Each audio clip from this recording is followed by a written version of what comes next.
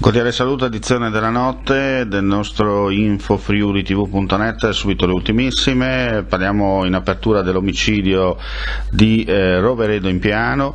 La vittima è stata colpita da una ventina di fendenti inferti con il coltello, ma ci sono anche altre piccole scoriazioni su tutto il corpo.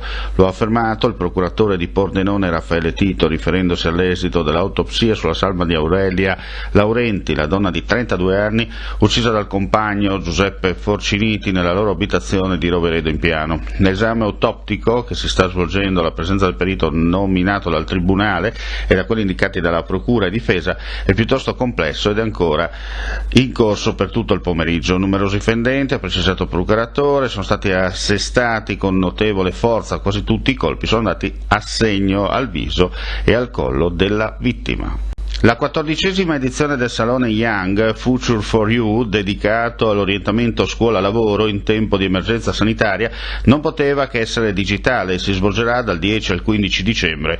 La piattaforma www.youngonline.it consente agilmente e gratuitamente di prendere parte a questo articolato e dinamico appuntamento, attento non solo alle esigenze e alle aspettative delle nuove generazioni, ma capace anche di sollecitare curiosità e nuovi interessi. Senza preclusioni per nessuno, Young si rivolge in modo particolare agli studenti dell'ultimo biennio delle superiori e agli studenti universitari.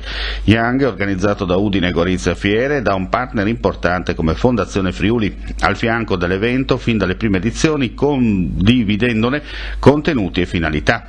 Anche nella versione digital, Young mantiene le fondamenta originarie per quanto riguarda la qualità e la provenienza dei contributi e delle esperienze messe in rete.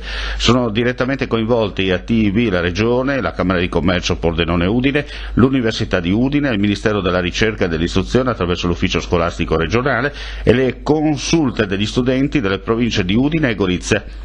Il Comune di Udine riconferma il patrocinio.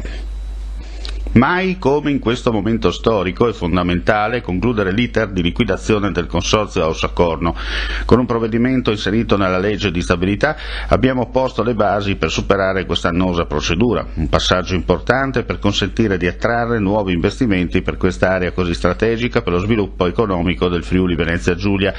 Lo ha annunciato oggi l'assessore alle attività produttive Sergio Emilio Bini durante la seduta della prima commissione dedicata all'esame della manovra di bilancio caratterizzata dal documento di economia finanziaria regionale 2021, dalla legge collegata dalla stabilità 2021 e dal bilancio di previsione 2021-23.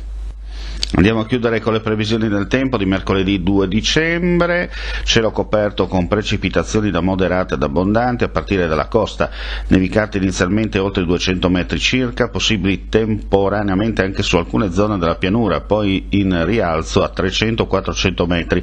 Soffierà bora moderata in pianura, da sostenuta a forte sulla costa e sarà possibile la formazione di ghiaccio al suolo sul Carso. Le minime in pianura oscilleranno tra 1 e 3 gradi, le massime tra 4 e 6, sulla costa 2-4 gradi le minime, 4-6 gradi le massime, lo zero termico sotto i 1000 metri.